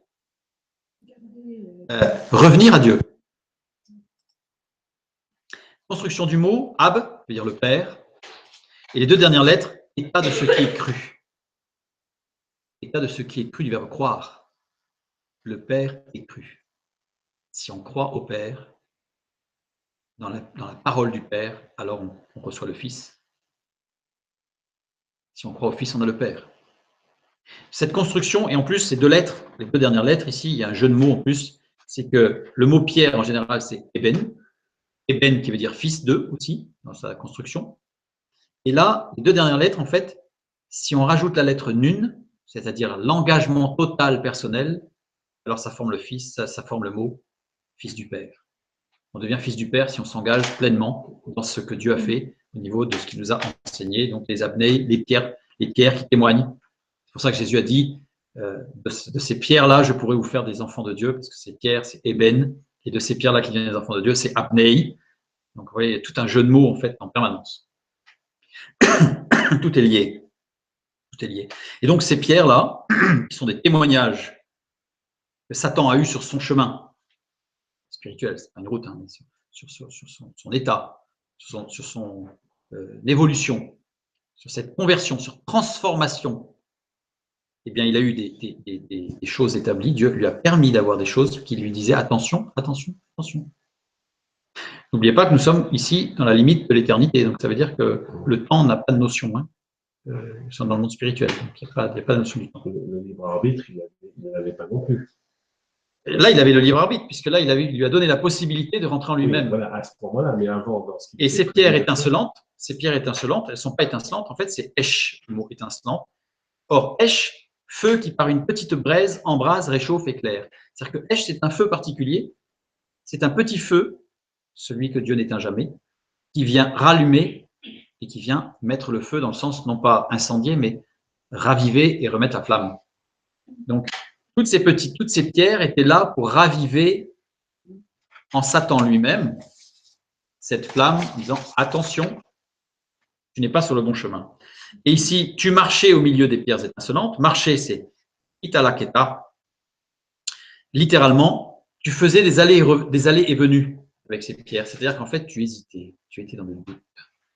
Donc Satan hésitait, il allait, il revenait, il allait, il revenait, mais il restait fermé sur lui-même, il s'enfermait, il s'isolait. Et c'est après qu'il a voulu être l'égal du Fils de Dieu, pas de Dieu. Parce qu'être l'égal de Dieu, il savait que ce n'était pas possible. Ce qu'il voulait, ça on l'étudiera une autre fois, ce qu'il voulait, c'est dans justement Ézéchiel 27, ce que Satan voulait, c'était prendre la place du Fils de Dieu. Être Dieu, il savait qu'il ne pouvait pas. Il était intelligent. Il est toujours, mais il était intelligent. Il avait la connaissance, donc il savait qu'être Dieu, ce n'était pas possible. Par contre, ce qu'il visait un petit peu, son but, après ça a été de prendre la place du Fils de Dieu. Et là, évidemment, ça n'a pas été possible. Évidemment. Ah, pas vraiment, mais... Donc je reprends le texte de Ézéchiel 28. La parole de l'Éternel me fut adressée en ces mots, Fils de l'homme, prononce une complainte sur le roi de Tyr. Tu lui diras, ainsi parle le Seigneur l'Éternel. Tu mettais le sceau à la perfection, on a vu ce que je voulais dire. Tu étais plein de sagesse, parfait en beauté, on a vu aussi. Tu étais en Éden, le jardin de Dieu. Tu étais couvert de toute espèce de pierres précieuses. On a vu que c'est lui qui a mis en place toutes choses, avec toute la liste des pierres précieuses. Tes tambourins et tes flûtes étaient à ton service. Ça veut dire qu'on a vu qu'en fait, il était maître de musique et de la musique sortait. C'était lui qui... Il était chef de chœur et chef d'orchestre. Donc c'était extraordinaire. Tu étais un chérubin protecteur aux ailes déployées. Je t'avais placé, tu étais sur la sainte montagne de Dieu. Donc là, on voit que c'est là que ça commence à... C'est là le tournant. Et si on regarde bien, eh bien toute la première partie ici, les verbes sont tous conjugués au participe actif. Ça veut dire, tu étais en train de... Ouais, il était en sa mission. Tu étais en train d'établir les minéraux, tu étais en train de mettre les mesures au monde tel que je te l'avais donné, tu étais en train de gérer la musique, tu étais en train de faire, tu étais en train, jusqu'à, et à partir du moment où on a jusqu'à, on n'a plus le participe actif. En train de faire tout ça, et là, il y a eu un raté. Là, tu as bloqué là. Donc on voit bien, il y avait tout un cheminement, là. Dieu a permis à Satan, lui a donné des éléments qui lui permettaient de se ressaisir, je dirais. Voilà. Et jusqu'au jour où l'iniquité a été trouvée chez toi. Alors, par la grandeur de ton commerce, tu as été rempli de violence. Le mot commerce ici, Rekula, 4 occurrences uniquement dans Ézéchiel. Action d'un voyageur qui raconte des histoires et des chansons, un calomniateur qui porte des contes. C'est-à-dire que littéralement, par tout ce que tu as été raconté, tu as été rempli de violence. Et le mot violence ici, c'est Hamas. C'est le même mot que le Hamas, c'est Hamas. C'est le même mot. Qui veut dire violer, parler faux, être injuste, cruel, manquer de droiture. Hamas. Donc, par tout ce que tu as raconté, toutes tes histoires, tes chansons, et c'est là qu'il a séduit un tiers des anges, ça on en parlera une autre fois, sur la démonologie, qu'il a séduit un tiers des anges par tout son discours, je dirais presque qu'il s'est entraîné sur les anges avant d'attaquer Ève, eh bien, il a, par tout son discours, par toutes ses faussetés, il a été rempli, il a parlé faux, il a été injuste, cruel, en fait, c'est monté en lui. C'est monté en lui. Ça nous renvoie vers Jacques 1, 14 et 15. Mais chacun est tenté quand il est attiré et amorcé par sa propre convoitise. Puis la convoitise, lorsqu'elle a conçu, enfante le péché, et le péché étant consommé, produit la mort. Certains pensent que Satan, en fait, n'existe pas. Mais que Satan, en fait, c'est notre nature intérieure et que nous devons lutter contre notre nature pour lutter contre Satan. Je vais vous montrer là qu'il y a une énorme différence entre Satan et nous. Une différence fondamentale. Jusqu'au jour où l'iniquité a été trouvée chez toi. Bac, on l'a vu tout à l'heure. En écoulement de l'intérieur. La source de la convoitise était en Satan lui-même. Satan était sa propre source de convoitise. Dans un processus, il s'est replié sur lui-même, il a douté du Père, Et là, il a commencé ensuite à raconter n'importe quoi, par orgueil. Mais la source du péché s'est trouvée en lui-même. Raison pour laquelle il est devenu impardonnable. Parce qu'en fait, la source est en lui-même. C'est-à-dire que Satan ne peut plus être pardonné si on pouvait imaginer qu'il puisse demander pardon. Parce que parfois, c'est la question des enfants, mais qui gêne les adultes. Et pourquoi Satan ne peut pas être pardonné? Parce qu'il n'en a pas envie. Mais pourquoi il n'en a pas envie? Bon.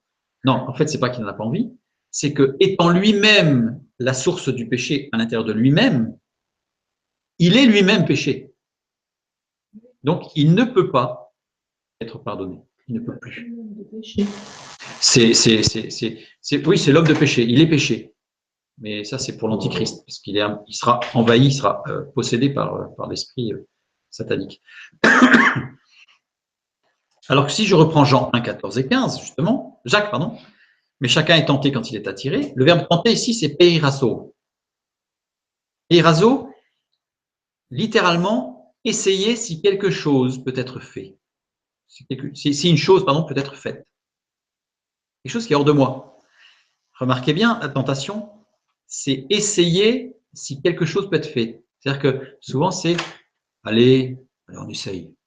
Pas... On s'approche un peu, on regarde. Par-dessus le mur, là, par la fenêtre, on regarde.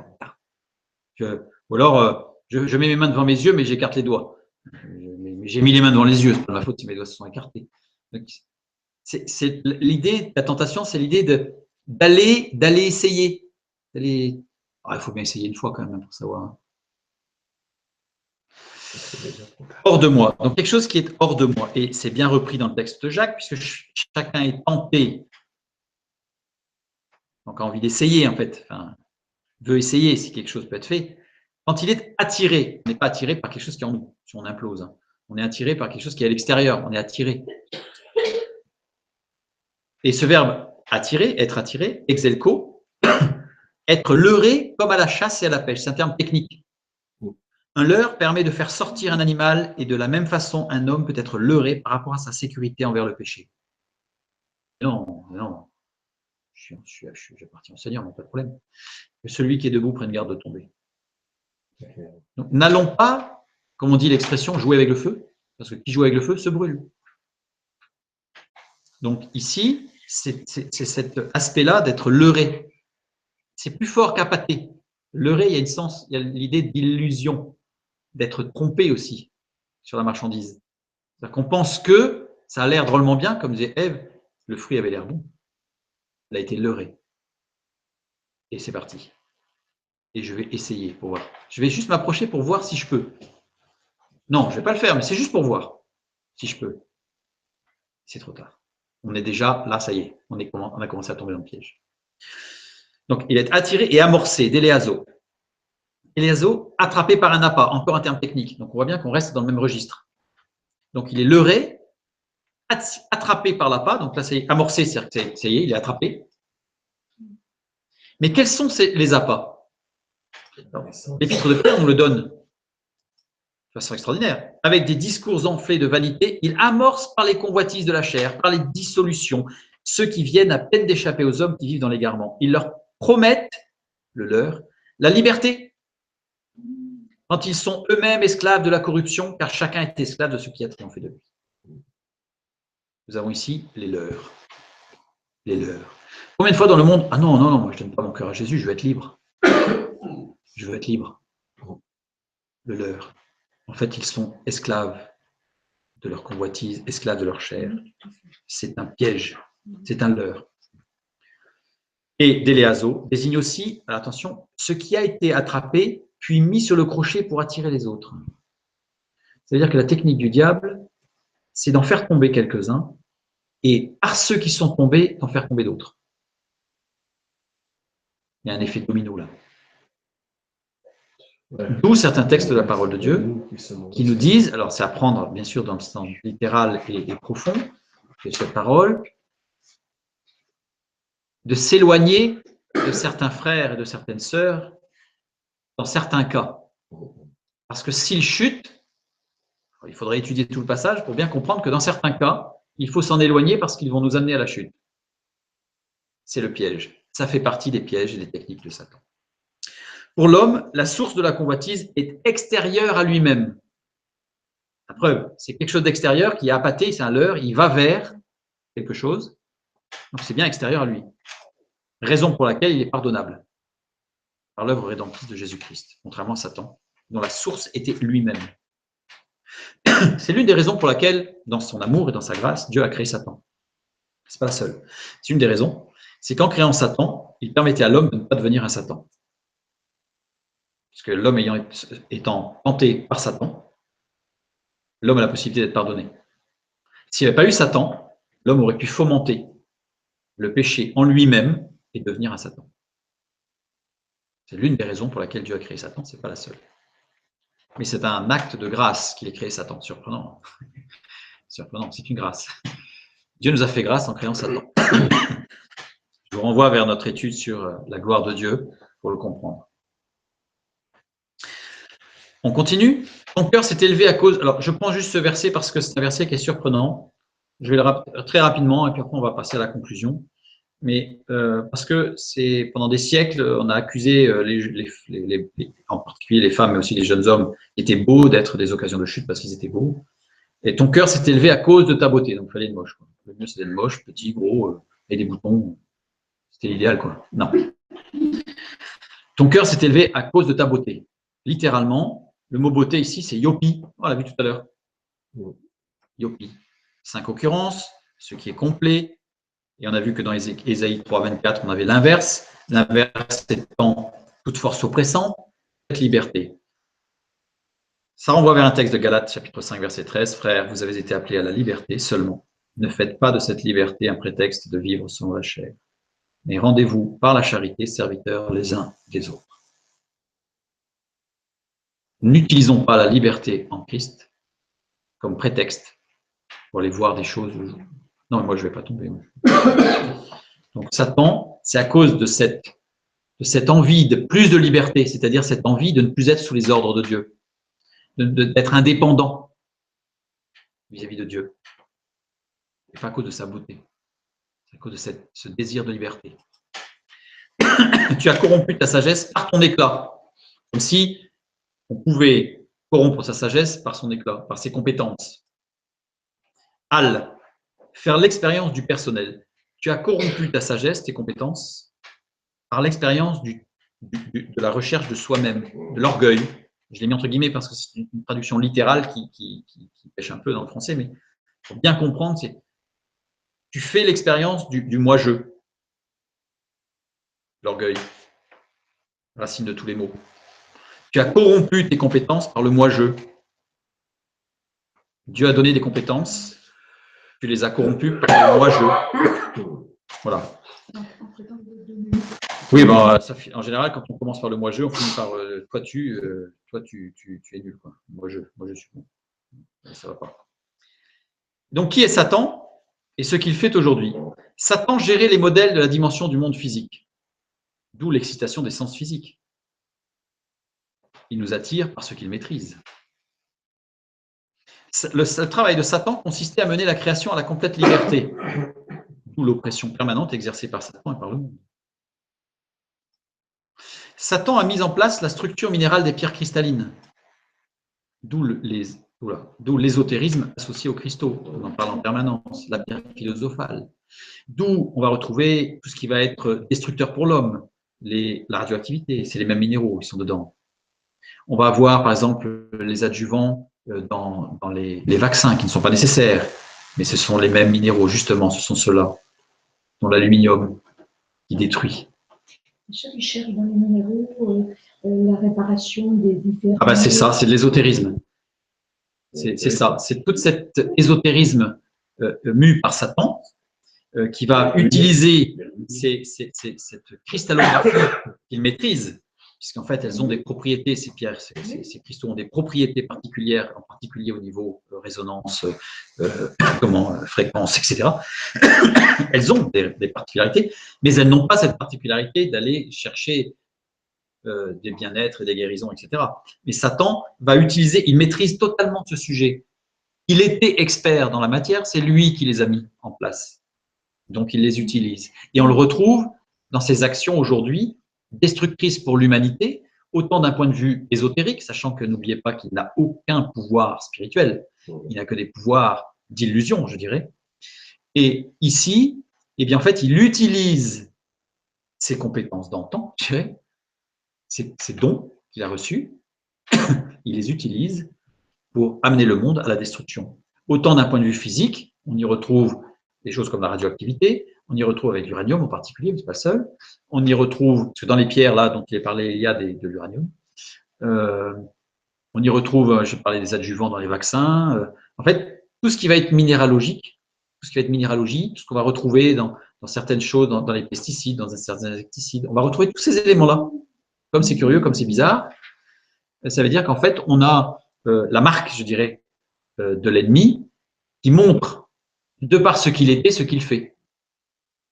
Puisqu'il maîtrisait ce sujet-là, bien on le voit bien maître de ce sujet-là aussi en ce moment, au travers de tout ce qu'il fait. Oui, et il rend les hommes contre des maîtres un peu dans la matière. Ah ben, il les instruit dans la matière, mais c'est un leurre, parce qu'il leur amène une pseudo-connaissance qui, soi-disant, les amènera vers la liberté, qui en réalité les amène vers la mort. Vers la mort. Et l'éloignement de Dieu. Et l'éloignement de Dieu, bien sûr. Satan était le maître de la musique céleste sous la direction du Logos, d'où l'action puissante de la musique dans le monde, avec des rythmes particuliers, syncopés, une gestion du rythme parfaite pour amener les hommes à se languir et à se dandiner dans tous les sens, à se tortiller, et y compris à la destruction. On a une étude sur la musique qui le montre très bien. Hein. Donc voilà, on retrouve sa marque. Sa marque. On retrouve sa stratégie, sa marque. J'en profite pour faire une petite parenthèse que je vais refermer très vite. Prenons garde à la musique que nous introduisons dans notre culte personnel et dans les églises. Parce que Satan était le maître et du rythme et de la mélodie. Et on voit bien que ce qui se fait de plus en plus dans le monde, qui malheureusement dans certains milieux se produit de plus en plus, n'amène pas à la sanctification, c'est-à-dire à la séparation du monde et des sens pour nous amener à rejoindre et à nous former qu'un avec Dieu, mais nous éloigne de Dieu. Je ferme la parenthèse. On a dans Ésaïe 14, 11, pour bien appuyer ce point-là, ce texte, ta magnificence est descendue dans le séjour des morts avec le son de tes luttes, c'est-à-dire qu'il a amené avec lui ses compétences. C'est ce qui est surprenant. Pourquoi il a laissé ces quelque part? Parce que Dieu ne se repent pas de ce don. C'est écrit dans la parole de Dieu. Quand il fait un don, il ne se repent pas de ses dons. Sous toi est une couche de verre et les verres sont ta couverture. Bon, ça après, c'est tout le texte d'Ésaïe 14 qui nous parle, qu'on étudiera peut-être une autre fois, sur Satan à nouveau. Mais qui nous montre bien que toutes ses compétences, il les a amenées avec lui. Et il les maîtrise. Satan s'appuyait sur ses propres forces pour accomplir le but de Dieu. D'où la proposition faite à l'homme d'autosuffisance et de chercher à être éternel. Alors, comment est-ce qu'il cherche à être éternel? Ben là, aujourd'hui, on a l'exemple tout trouvé qui est le transhumanisme, où l'homme veut, par des améliorations, les scientifiques nous disent qu'un jour, ils arriveront à implanter le cerveau dans une machine pour que l'homme soit éternel. Donc, évidemment, c'est une utopie. C'est à nouveau une illusion satanique, puisque l'homme ne pourra jamais, évidemment, arriver à ce stade-là, puisqu'il ne sera qu'un homme, et qu'il doit rester à la place d'homme, qui a besoin de son Dieu, pour être régénéré et aboutir à la véritable liberté, à savoir la vie de l'esprit. Satan a douté du Père, d'où l'arme fatale, le doute, l'arme favorite de Satan, lui a-t-il réellement dit, lui-même ayant fomenté le doute de lui-même, c'est-à-dire qu'en fait, il est le père du doute, il a fabriqué le doute en lui-même. Donc c'est son arme favorite. Satan a fomenté le péché en lui-même, il attire par les appâts pour faire chuter et utiliser la chute pour en faire tomber d'autres. Combien sont tombés par la chute d'autres frères et sœurs? C'est ce que tu disais, Satan n'est pas celui qui est derrière nous à nous tirer les pieds. Non. En fait, il utilise. Il n'est pas derrière nous en train de nous donner des coups de fourche dans les fesses. Il est devant nous en train de nous attirer pour qu'on aille plus vite que la musique et qu'on ne suive plus Dieu, mais qu'on le devance. Sachant que Satan, on l'a vu, a toujours été sous la directive et sous les ordres de Dieu, et qu'aujourd'hui encore, Satan ne peut rien faire de lui-même, et il n'est que soumis à l'autorité de Dieu souverain. On va voir notre étude sur la souveraineté de Dieu. qui est très intéressante à ce sujet. Nous avons deux textes qui sont cependant surprenants. Nous avons un texte où il nous est dit dans Ézéchiel, je crois que c'est Ézéchiel, non, Daniel, il nous dit que Satan l'a empêché pendant 21 jours.